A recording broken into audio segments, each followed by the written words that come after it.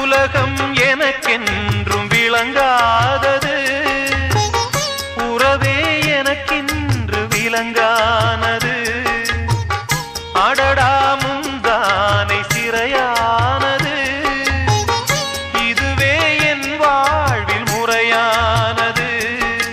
பாறை ஒன்றின் மேலே ஒரு பூவாய் முளைத்தாயே, உறவுக்கு உயிர் தந்தாயே.